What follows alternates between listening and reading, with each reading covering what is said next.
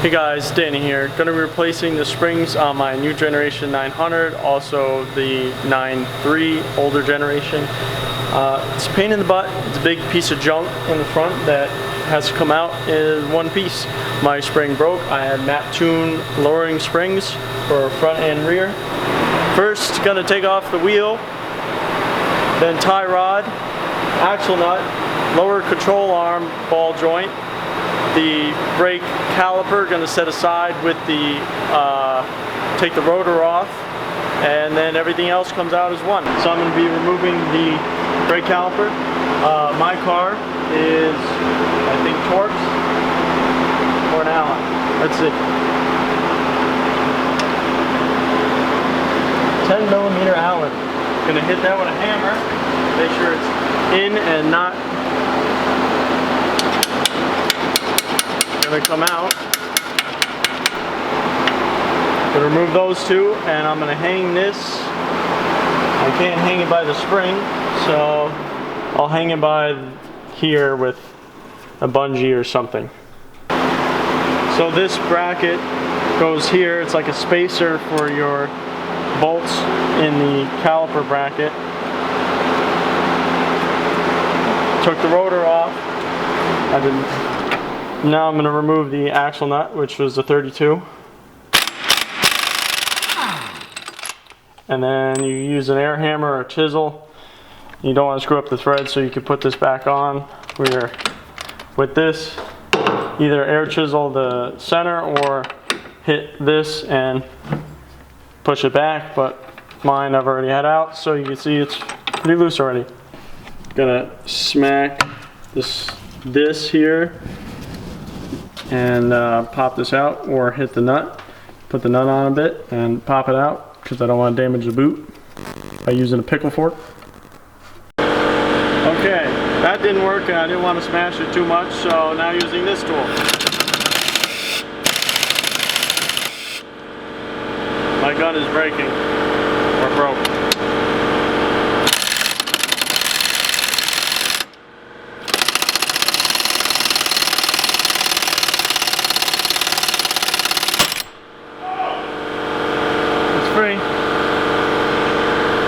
I think this was an 18, but I had to beat it on with a hammer and torch it, and I should have taken that one off second after, like leaving that one in so it doesn't spin on you.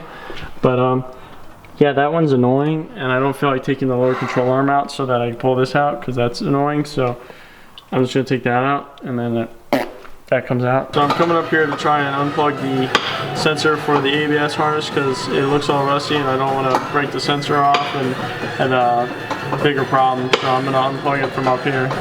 So I'm going to remove the 10mm nut right there, and this should pop out and go over, and then the plug is over here, I forget, somewhere. Damon hit right here with the sledge while I pried down, and we got the nut off. Pried it down, and then pry it down and pulled it.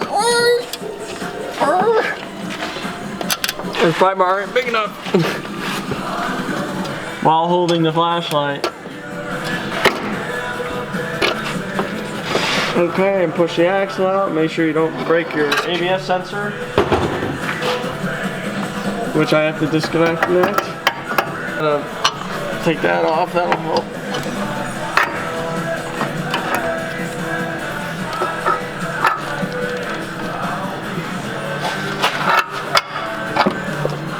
Ta-da. Good? Yep. So the sensor goes right there, up and around to the mouse nest that I got over there. Unplugs right there, and I'll be able to pull it out. So I push the grommet out, that was now the bridge. I'll pull this thing through. So 313s, you might want someone to hold it, or these are kind of heavy versus like the newer 9.3s. You could usually just hold them by hand. These you can, but it's a little tougher to hold it, and yeah. Well, now I'm screwed because I need strut bearings, and I didn't buy strut bearings, so that's fun.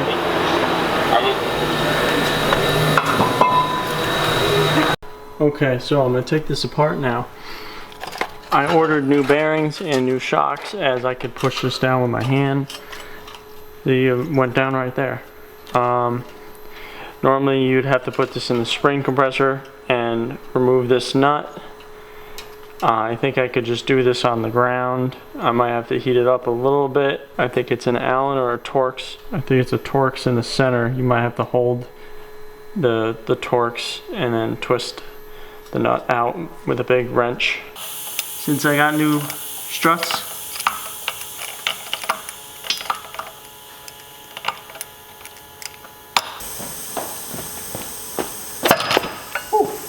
the air is off.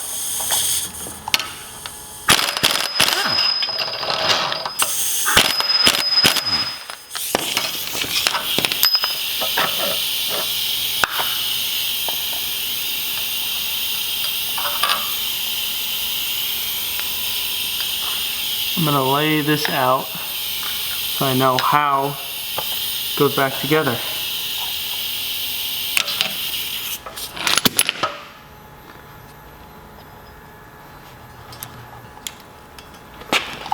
That bearing is shot.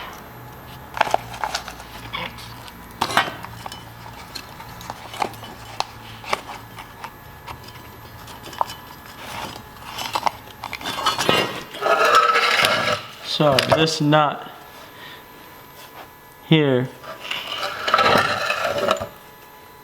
is a pain.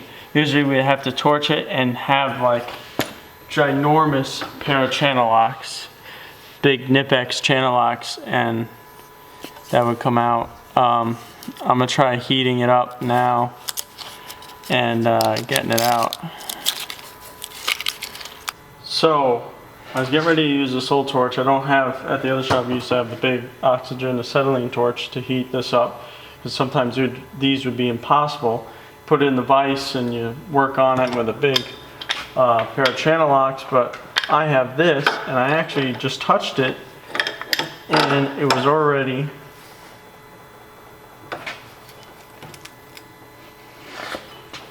well, it moved for me. Now it's not going to move.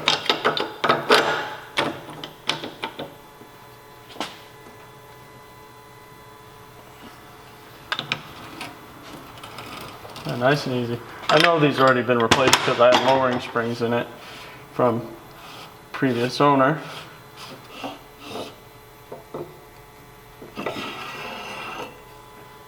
These are Bilsteins that are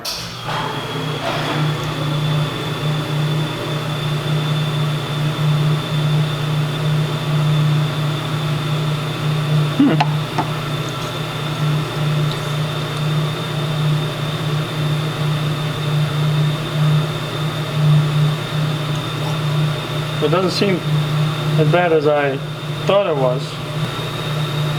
I'll debate on if I should replace this or not. I thought it was like one finger push down bad, but I'll sit on it. I won't sit on this. I'll sit on the idea of whether or not to change it. That came out wrong. This would have too.